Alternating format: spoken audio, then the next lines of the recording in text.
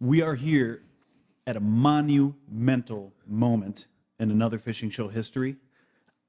Our very first video podcast coming right to you. And where are we at, Greg? We're in Pete's basement right now, in his studio. The guy's got a studio. Let's get this done. This isn't another fishing show.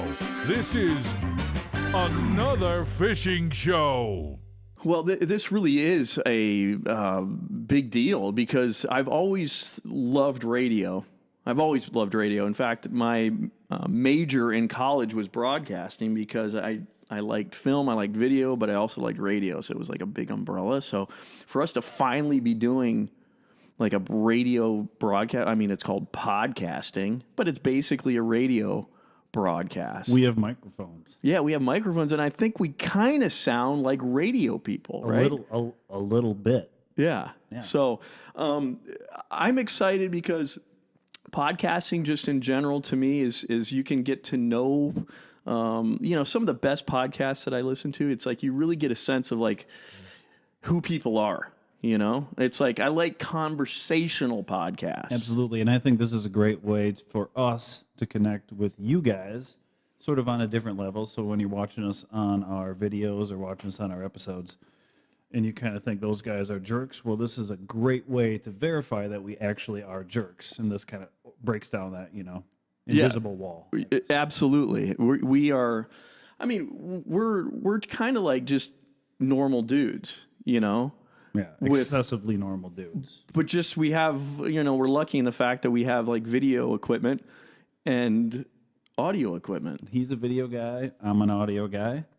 Here we go. Works out perfect. It's perfect marriage. And we both like fishing. So why don't we get right to the nitty gritty of how the two of us, sort of how long we've known each other and how we ended up becoming obsessed with fishing. Well, it starts way back in the early 80s, I would say. A wonderful time. In southern Minnesota, maybe even 1982. It might even be late 70s. Really?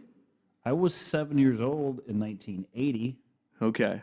We're dating ourselves here, but whatever. I think we started hanging out when he was 4 and I was 7. Yeah. Right? So we're on the cusp of 70s to 80 there. It was around there. Southern Minnesota. We lived in a town of 900 people. 780 something. My bad. Now it's 900, maybe. Adams, Minnesota. Look it up on the map. It's right on the Iowa border. And there's a huge irony about living in Minnesota. Most people think about the fact you live in Minnesota, well, you must have a lake house, and then you must go fishing a lot, right? Well, southeastern Minnesota is famous for not having any lakes. So we lived on the prairie. Our county did not have a lake. And the only county in Minnesota without a lake. Well, there's other ones around the Driftless. It's all trout streams. Oh, so, I didn't know that. Yeah, well, there's more than one county, but our county felt exceptionally desolate.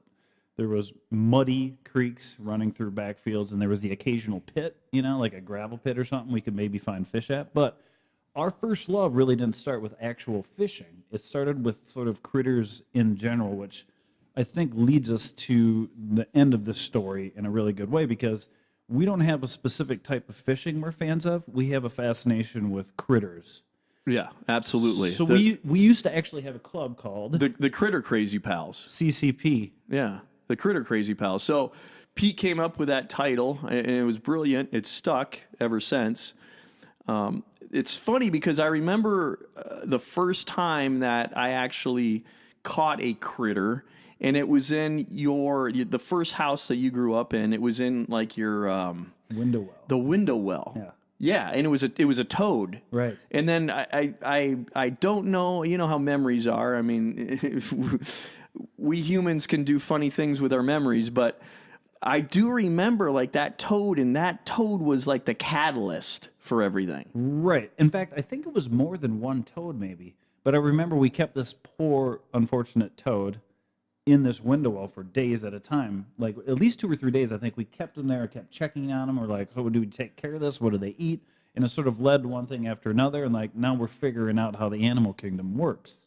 Yeah. And by the way, You might want to get closer to your mic. I'm looking at our waveforms here. Okay, I think mine's pretty good. But I know what you're Okay, saying. just making sure. Yep. Check 1, 2. Okay. We're making sure here.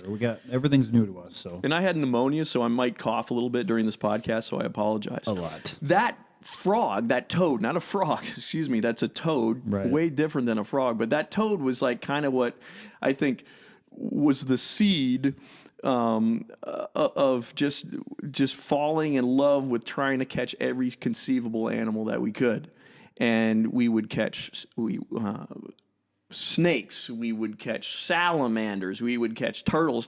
Painted turtles were like our biggest, our biggest quarry, if you will. It led to us purchasing books about different bugs, different reptiles, different amphibians. We would walk to a golf course that was 3 miles away on the railroad tracks with buckets and nets. The golf course would let us go out there early, and we would literally net as many painted turtles as we could and haul them back to our house, and then just figure out ways to hang out with turtles. And this eventually turned into, well, Greg's parents getting divorced, so Greg was only coming home for the summers, but we were still good friends. But we had 3 months, but Minnesota summers are amazing. We had 3 months to sort of hang out and sort of exchange the ideas that we hadn't exchanged in the last 9 months. And Greg became obsessed with aquariums. Yeah. I, too, soon became obsessed with aquariums. And then our fascination with fish started. And I always consider myself more of a biologist than a fisherman. I don't keep a lot of fish and eat it unless I'm, fishing to eat, which is rare when I'm camping or something. But for the most part, I'm desperate to find out what's going on below the surface of the water because it feels almost like outer space to me. The rest of our lives just kind of been on that hard channel. Do you remember that first, like the transition from wanting to catch creatures on land to trying to catch creatures in the water? Like if you had to pinpoint a year or how old we were, when was that? Like what happened when it was like, oh my God, fishing is the ultimate thing. Yeah. I'm going to now, like, in my sense, I mean, you got into, if you can see around us here on the video podcast, Pete's a musician. So Pete was also a musician, but he also loved fishing. I got so centered and so focused on fishing. That's all I felt like I could do. Right. But I'm like, when was that time? Like, do you remember that? Like, what year was that? It was literally like the opposite of how evolution worked. We were fascinated by things on the edge of the pond, and then we eventually gravitated into the water to find out what was swimming in there.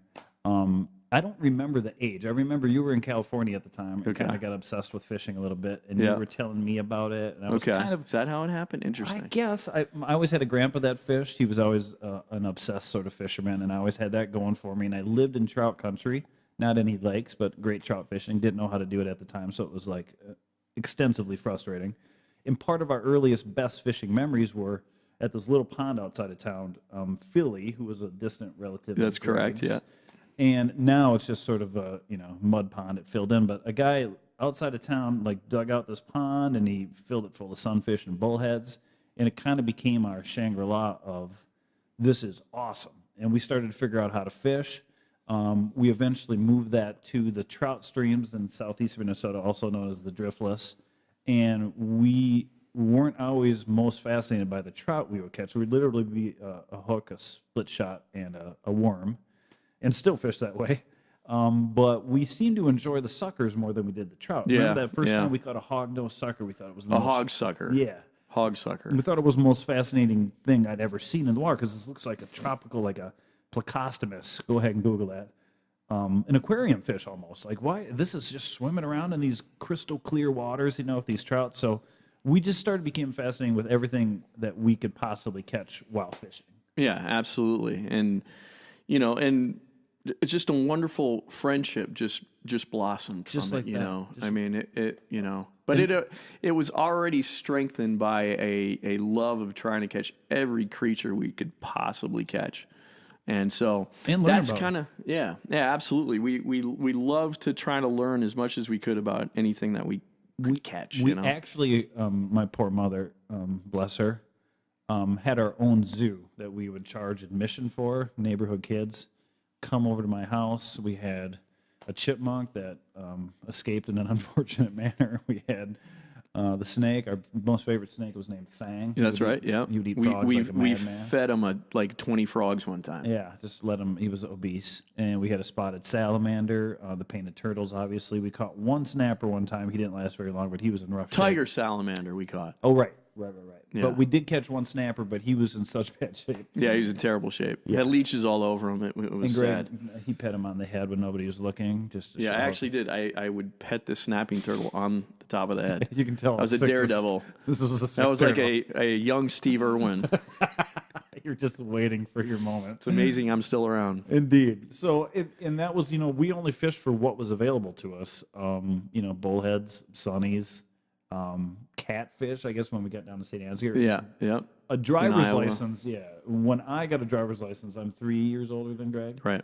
When I got my driver's license, then everything started to open up. Not that we really knew where to go and how to catch fish. You're still on shore. But at this point, we're like, all right, well, now we can broaden our horizons or find a dock here or find something to do there. And I also had a grandpa, if you've ever seen the boat that we use on the show, it's actually the boat that I grew up fishing in. My grandpa's boat has since passed away. He moved to northern Minnesota from Adams when he retired. So we would get to go up to Grand Rapids area, Bowstring area, and get to actually fish out of a boat. He was a hardcore walleye guy. You said northern Minnesota, right? Yes. Yeah. I think I did, but he was a hardcore walleye guy, as with a lot of Minnesotans are. And me and Greg were always obsessed with like pike. Can we cast for pike? Can we cast for bass? And he would just sort of put up with us. And he would be sitting there jigging in a walleye spot, and we had free reign to cast in every other direction to see if we could catch something that wasn't a walleye. And there was no better lure than a Johnson silver minnow.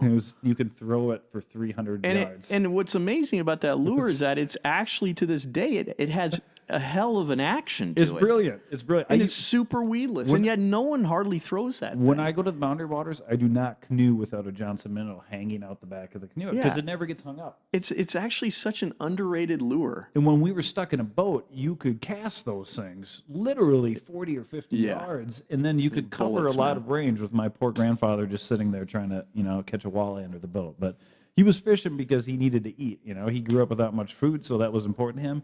We were spoiled, and we were just fishing to sample the waters. Well, we love the strike of a pike, like out of nowhere, Like, It just seemed like an alligator. These sight, you would see them. It was you would see amazing. just come out and And Greg's grandpa, Walter, who we lost just recently too, was another guy that would take us. He took us to Longville, which was near Leech Lake.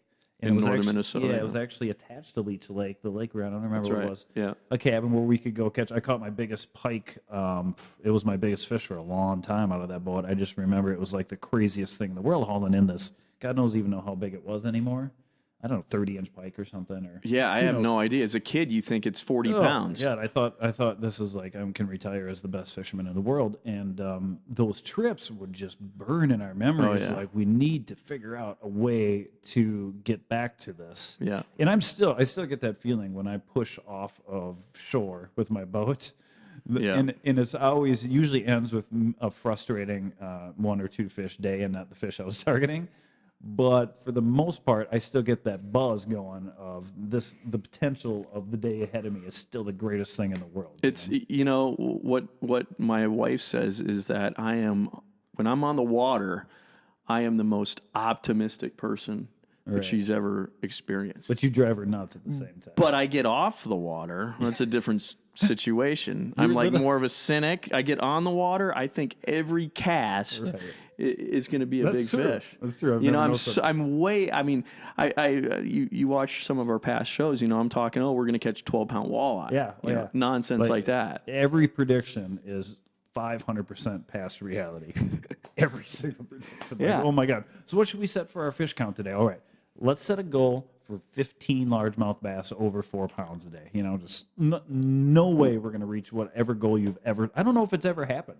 No, Here's our goal. We haven't, not yet. We've never met it before, right? Yeah, and it's weird because that's why, to me, fishing is what I'm best at. I'm not the best at videography. I mean, I suppose I'm good at it, but it's not what I. It's not. It's not something that would come natural to. There's an instinct inherent in fishing. Like fishing, it's really the only thing that I do that I have complete confidence in. Like, I have complete confidence that, like, this is just what I do. I mean, you know what I mean? Like, it's the strangest thing, you know, like videography, I kind of feel like there's better, you know, a lot of my colleagues are a lot better than me. Like, but when it comes to fishing, it's just like I have confidence. Like, no, this is my thing. You think you're all that great? I'm just like, no, I feel I'm just as great, if not better. I mean, I'm not trying to sound like cocky, but it's just like, and I suppose it's my comfort zone. It probably goes back to those times, you know, fishing with you and Adams. It's like, it's a part of who it's in my DNA, you know? And so, I've always just, it's the optimism thing. When I'm out on the water, I'm super optimistic, and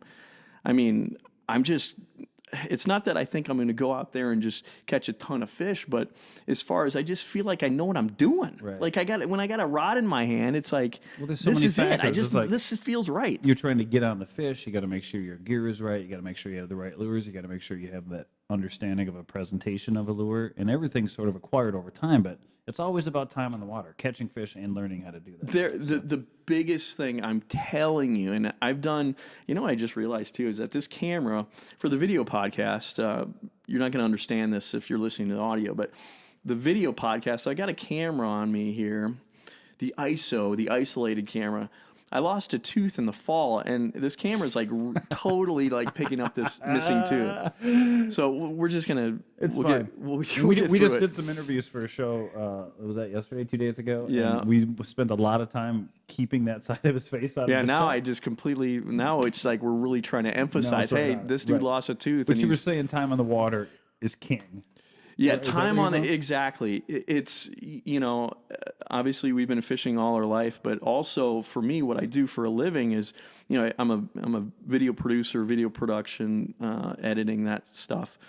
You know, what I focused on in my career is fishing, and I've been in the boat with the best fishermen in the world. And all of them, what they all have in common is that they're on the water a ton. Right. So especially like in bass fishing, bass tournaments, those guys are on the water. They're practicing. They're on the water a ton. Like, this is a small example, but I fished 2 kayak tournaments this fall on the Mississippi River up here in Minnesota, near Clearwater, Minnesota. And for the first time, I was guiding this summer out of the Mississippi River, and guiding this specific stretch, like a relative, like a good amount is what I'm trying to say.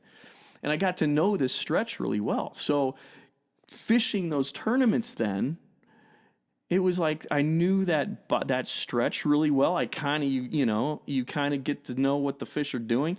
It's just time on, like, some people overthink it. Yeah. Like, it's like there's nothing better. Don't worry about freaking, like, you think you have to watch every fishing show. You got to read every article. The most important thing, those things to a certain extent are important, but the very most important thing is to be on the water as much as possible. And if you live next to a body of water, it's not about being on it 12 hours a day. Sometimes it's just being outside on the water for 2 hours at a time every day, because you're fishing when a cold front's coming in. You're fishing when the warm front, humid, dry, windy, wind's coming from different directions. You get a variety of conditions to fish in, and time on the water is hugely important. If we can pass on any nugget of information, we will give you that. We don't know much about fishing beyond that, probably, but we know this anyway. Speak for yourself. Yeah, sorry, champ.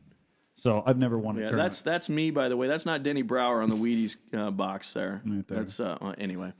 So but fast forward to so we spend our lives just fishing, obsessed with fishing. Well, Greg gets into filming. He's doing it for a living. He's out on the water. He's working with guys, and eventually, so Greg ends up in California, he ends up in Pennsylvania, he ends up in Tulsa. I'm always in Minnesota.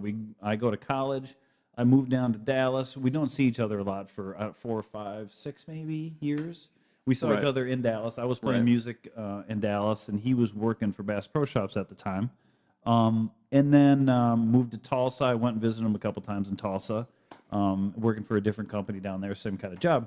So eventually Greg ends up back in Minnesota because he's always sort of had If Pete sounds I don't want to cut you off. This is a good where you're going. If Pete sounds like he's rushing through this, it's because he wants to go catfishing after this podcast. And by the way, and it's late, right? It's like it's almost 10 o'clock. it's almost 10 o'clock. And when we're done with this, we're going fishing. But that's not why I'm rushing. You know, I'm sorry. rushing because I have so much to get out. Okay. All Sorry.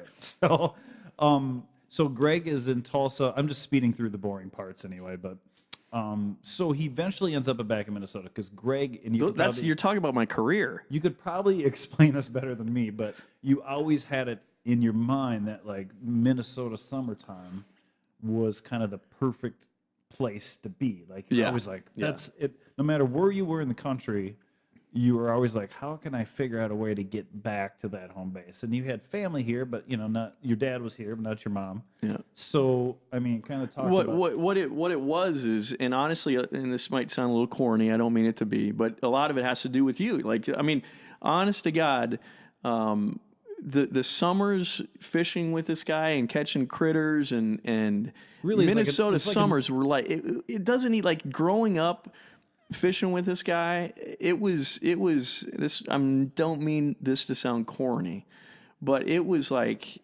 magical. I mean, I can't even describe. And then the summers,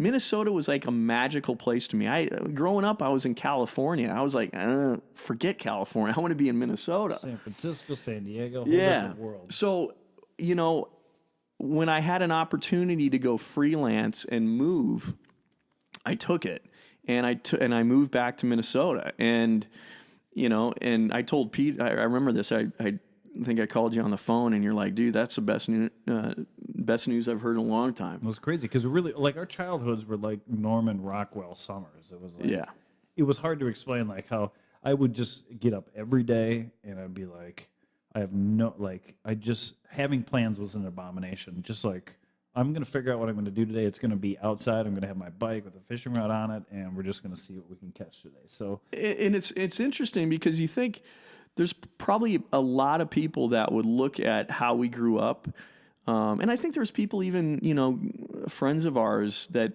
kind of were bored a lot, you know, and a small town but that was not the case at all for us. I mean, I couldn't imagine a better place on planet Earth than 700 people, a population of 700 people, Adams, Minnesota. Like, beautiful. I mean, this is what we would consider a fun day. We actually would sit in leech-infested waters to catch leeches. Literally sit in filthy waters until we were covered with bloodsuckers and leeches, because that's how you caught bloodsuckers and leeches. Yeah, I mean, think of like there were times I remember as a kid. There was a time where I didn't take a shower for a week. Right. It was great, and that's true. Like, I didn't take a shower. I remember I was like, wow, it's been a week since I've taken a shower. It's getting rank. And like, we would do stuff that we remember. I mean, we would go down little small creeks that were so much agricultural runoff. Like, I think about it now, it's kind of funny, but manure. Like, we would go wading, and there'd be like a cow patty floating down the river. Yeah. Down the creek, and we would be so dirty, and it didn't bother us at all. Like, it was there was never a time when we thought, oh, this is disgusting. Oh my God, I can't believe I'm getting muddy. I can't believe I got leeches all over me. Oh, there's a snake. Never occurred to us. I mean, a snake, a salamander, things that people thought were gross. We wanted to catch the strangest and the slimiest stuff we could just find. wanted to keep notching our list of things we've caught. His grandma Norma would literally say, just drop us off at a bridge. And we would start walking upstream in the water, and we actually caught a red-bellied snake, which I've never seen. I'll never forget that. We had to get home and look it up in our book. It's a small little snake, tiny little snake, just sitting on the side. I mean, like, you have these moments that you remember. So, all of this fishing chaos. Greg comes back to Minnesota, and we're fishing one day, and he's like, we kind of were filming a little bit. We were kind of interested in, let's just film our fishing just because we can get home and watch it. It's kind of a fun thing to see, see what we're up to. And that evolved into, why are we not just making a show out of this? I mean, right. I mean, I had camera gear for my job. When I moved from Tulsa, Oklahoma, I was working for a television production company there.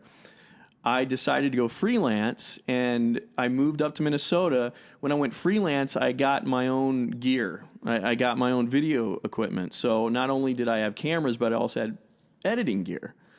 So, we thought about like, well, what do we want to see in a fishing show? Right. And so many.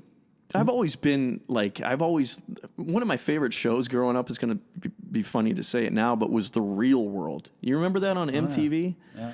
I just loved how it actually, at that time, this was in the mid 90s, early 90s. Like that was a reality show. Yeah. Right? Like it really, at this time was kind of revolutionary. It was like, oh, this is how, they're really getting real here, Yeah.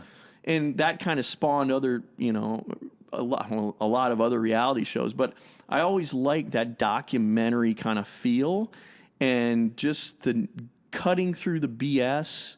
And I wanted to do like a fishing show like that, where it's like, I mean, all the adventures that Pete and I have been on, I mean, I knew that we could get some great stuff.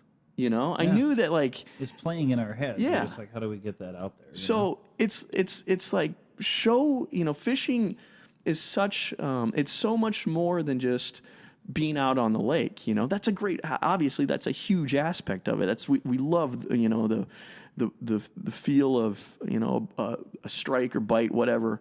But fishing's also those moments where, you're trying to get to the lake, and it's all those funny little moments, or kind of like sometimes tragic moments. If you're like, for instance, that when we did that, where the RAV4 broke down. Yep, check it out. It's on our channel. One of our better episodes. Yeah, I mean, so it's tough of disaster. Yeah, so I love the idea. We talked about, let's do a fishing show where we cut through the BS. We show the reality of, when something wrong happens, when something bad happens, we're going to show it. And we think that it's more relatable. Like more fishermen can relate to that than, say, some guy that looks like he can't do any wrong on every cast. Right. I mean, I've worked in the business for 18 years. There's a lot of smoke and mirrors. I wanted to cut through the smoke and mirrors. And that was part of it. Like, don't get us wrong. We grew up like worshiping the altar of in fishermen. Absolutely. This needs to be said because in fishermen did something more important for fishing. No matter what sort of shows they had on air, they created a science out of fishing. It wasn't just like head over to the old log and drop her in at 10 feet of water. They started teaching you the science, the biology of fish, and learning about fish, and then educating people on it. More so in the magazine. The TV show was what it was, but we grew up loving these guys and recording, Well, the hour-long in fisherman specials were just amazing. In Saturday mornings in Minnesota, from 8 a.m. to 11 a.m., we only had 3 channels. I'm dating myself. The big networks. There would be a 2-hour block of fishing shows on. It was like Babe Winkleman, In Fisherman. You wouldn't see like the Bill Dances or the Roland Martins, although we saw a little bit of that. It was more of a southern thing. You'd see sort of more local fishing shows, and we would just pour over these shows and like, why can't we catch fish like that? Well, now we know why we can't fish like that, because they were specifically edited in great ways, or they're showing up at resorts where there's a bite on, and it's just like, not that they're not some great fishermen, but they're distilling their world down. They're full-time fishermen, and they're getting fish almost put right in their boat, and we loved them, but we were always annoyed by the amount of promotion we'd see in these shows. Everything was a promotion. Their motor, their boat, their lure, their rod, every single thing you could promote on their boat was being promoted. And they had to, or they weren't going to be on TV. It was a different time. But now the world has kind of changed, where you can make a show, you can put it on the internet, and you don't need to sell yourself. You can just make the show you want to make. And then people vote for you by subscribing. So if you're seeing this and you haven't subscribed, please subscribe. It makes a huge difference in the world of people just trying to make, which we consider art, which is funny to say when you watch it, but it's kind of an art form for us. I mean, we see a lot of stuff out there, like we just don't want any part of that sort of promotional aspect. Not to say we wouldn't take a sponsor if we could do it in the right way, but we love giving people that sort of clean, like it's from us to you, and there's nothing sort of blocking that. There's no fog, there's no gray area there. So it's kind of the goal for this show from day one. That was in our mission statement. Yeah, and we shot the first episode. No, I shouldn't say the first episode. We shot the first footage in the summer of 2011. Right. And so what's interesting is we didn't know what was going on. Gosh, I so wish I knew what was happening with YouTube at that time. Had no idea what was going on at YouTube. Was YouTube even around then? It was just around, getting and going? but we had no idea. We wanted to. We knew that we wanted to put this thing on the internet. We love the idea of the internet in the fact that you had the ability to reach a huge audience potentially. But we didn't know necessarily how to do that. So we just said, the hell with it. We're just going to make these episodes anyway. In worst case scenario, it's kind of like a diary of our fishing adventures. Right. So we're like, well, we're always going to have these. Let's say we're 80 years old wearing diapers. Right. We can throw on a DVD, or now it's all going to be on the internet for eternity, and sort of watch this stuff. And it's like, what a great thing to have, just for, if for my kids to see, or, whatever. That's like, it's sort of our mark in the world, and we just love, even if we can't get out, we can kind of relive it just by sitting in the living room, Right. So there's just a lot of, it's never existed before. Just the ability that, you can make something that you want to make, and potentially, grow a tribe, a big tribe that could support you if they like what you're doing. That's never existed before. And we didn't know at the time, like in 2011, that really the full potential of that, because we also thought that it could be possible that, this could be on television too. Like, we thought about maybe even pitching it. We started out wanting to sell the show. That was the goal, but instead we just, YouTube came walking in. Yeah. So I learned about, what happened is we edited our first show, which was the Rough Fish Roundup show, sucker fishing in Lanesboro, Minnesota. And, we put it up on, I think we put it up on Vimeo. Like, that's where then we were, we didn't even know anything about Facebook. Facebook. The real artists were like, yeah, we're old guys trying to figure out the internet essentially. Yeah. So we put it, we put it up on Vimeo. We had no idea what was happening. We put it up on YouTube as well, but we didn't know what was kind of going on with YouTube. We didn't know that either of them could be some sort of career of sorts, But yeah. And so that was in let's see, that was in 2000 and that was in 2005. It was in 2005 we put Rough Fish Roundup up. We had no idea. Not 2005. Or 2015, I mean. Thank you. Yeah, gosh. 2015 we put Rough Fish Roundup up on Vimeo and YouTube. We had no idea what the hell we were doing. But, a few people saw it and they liked it. And then it wasn't like, I don't know, we did some more. We did another episode. And then it was like in the fall. No, it was the summer of 2016. A professional, I was talking to a professional bass fisherman, and he tells me, he goes, you know what's going on with YouTube? And I was like, no, what are you talking about? And he shows me these guys that are doing GoPro chesty videos, and they have, 200,000 plus subscribers. And I'm like, wait a minute. I mean, so that was really eye-opening to me, because I just didn't even know that there was this community that had grown up so much in YouTube, and that there was actually a community of people that were into fishing there. Right. So, we've kind of really focused on, YouTube is like the video platform. Also Facebook too, we're putting our stuff on Facebook as well. But, it's just exciting for us to, we have this idea. It seems like we're getting things dialed in. We're getting better at promoting another fishing show. And it's just exciting to know that because of the internet, especially, I think, we're proud of what we do. I think we have something unique in a lot of ways. The thing is, I hope that we're just relatable more than anything. None of us want to come off as like, there's enough of that out there, super experts. The freedom on YouTube is liberating. And we really like, and part of what the mission statement was, not just to avoid selling stuff, which we're really just selling our show. We just want people to see our show. That's all we're looking for. Was to represent the sort of average fisherman more. I mean, you guys can relate if you're fishermen. Most of your days involve disappointment. Not always major disappointment, but not what I was expecting, or they weren't really biting, or guys. How many guys do you know are out on the boat drinking beer? Well, how many fishing shows do you know where you see a guy having a beer? It was almost like everyone's using perfect language Right. and trying to fit into a network scheme. And Yeah. YouTube is kind of changing that a little bit, where we had the freedom to kind of be us, where we didn't need to sort of fit into a mold and be an actor, because we are not good at acting. We can only be we can only be who we are. So if you haven't seen our bikini ice fishing episode, I don't know what you would call that, a short, I guess, video short. Sure. You can realize the level of acting that Yeah, we didn't go to we didn't. the Goddard School of No, whatever no. the hell that is. And by the way, folks, that was just like 1 or 2 takes. It's pretty amazing Yeah, stuff. that's true. I mean, But in the end, so now here we are. I mean, we've done a bunch of episodes. So the way our YouTube channel is sort of designed is we have our feature episodes, but we're trying to do a couple a year. They're really, really time consuming. They take a lot of film time, a lot of editing time. And we're trying to get more of like relevant to the week or to the month information out there for you. So go fishing one week, put it up the next week. And everything is evolving from month to month. We're kind of deciding how to pull this off.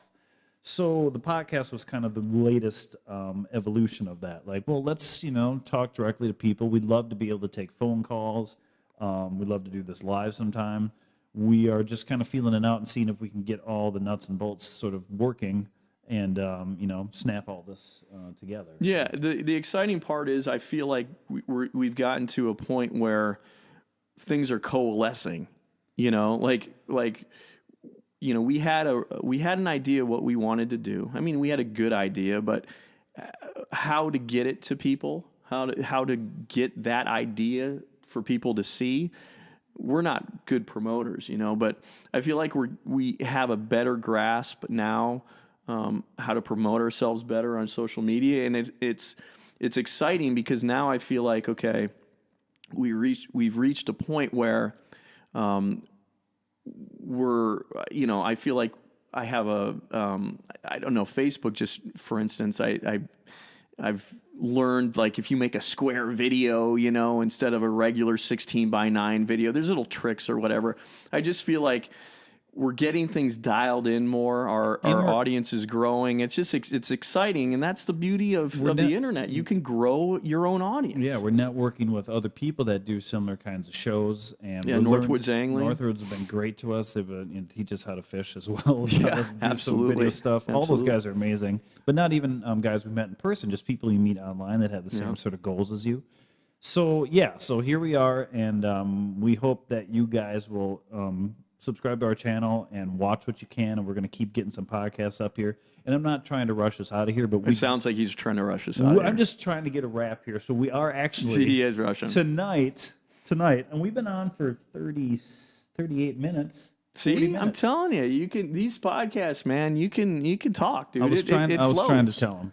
So tonight we're going to we're in Rochester, Minnesota right now, which is zero lake country. And like, what time is it right now? Like 10, 12. And we are going to Lake Zumbro. It is, obviously the middle of January, but it's a very mild night, 25 degrees, and we're heading out on a reservoir, which in Minnesota is a rare, rare thing.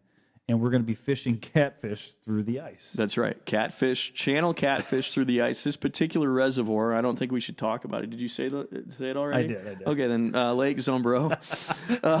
Which is really the Zumbro River. It's got it's got big channel cats in it. So we're gonna attempt to see if we can catch one, or two, or 5, or 20. We're going in blind. Going in completely blind, but I'm excited. I actually haven't ice fished yet this year, so I've got more experience. Right? No, I haven't ice. No, well, no, that's not true. That's not true. It's only the second time I've ice fished this year. What's going on? I had pneumonia. I had pneumonia for 9 days. You're such a jerk. So I've got a little bit more experience fishing for channel cats through the ice than Pete does. So I'm gonna try to educate them. You know, you use we're not going to get into the specifics of what you do, but let's. Greg's got a great catfishing episode up Through the Ice. So Yeah, it's called. Just look it up. It's our ice fishing playlist. It's the channel Catfish Through the Ice. Check it out. Video, And here's another way I can tell that our podcast is almost over. When my beer is just about empty. Yeah, that is a means good point. It's time to head out. So I think for podcast number 1, we did pretty well. Agreed. What should we encourage people to do? Here's the thing. We're not trying to be pushy, but honest to goodness, we have to grow our subscriber base to make this, our wives are going to be like, okay, when are you? It's the bottom line. You know, seriously. They're only going to buy it for so long that, hey, we need to go fishing because it's work. Yeah. Our wives are at some point want to see us your help. bringing in some kind of a cash flow, even if it's $5 from YouTube AdSense. I mean, and please, something. Give us feedback. Give it positive, give it negative. We don't care. We're interested in knowing what you guys are interested in, and that might mean an episode. That might mean your podcast sucks or your face is weird to look at. According to my timer, we've been going for 45 minutes. Yeah, 45 minutes. So, I mean... that says 42. I don't know why, but anyway. That's pretty good as far as awesome. I'm concerned. So, all right, so I think we need to wrap this nonsense up. Yeah, let's wrap it up and just encourage people, if you haven't yet, please subscribe to Another Fishing Show on YouTube. Also, subscribe to this podcast. Pete is going to be the gentleman. I don't know if you even know this. He's setting up iTunes, right? You're setting up the iTunes stuff for the podcast? Okay, never mind. Yes. I'll talk to him. I'll talk to him. The audio version of it is going to be available coast to coast, internationally. International. Yeah. So subscribe to that, obviously, of course. And Instagram, follow us on Instagram. Do you want to send them wrap this thing up? All right. And on Facebook. So we are going to be Pete Wagner, Greg Underdahl. We are checking out of Another Fishing Studio, and we are actually going fishing. We thank you so much for joining us. This has been a lot of fun. We hope you had a good time too. Everyone get a good night's sleep. We're going fishing.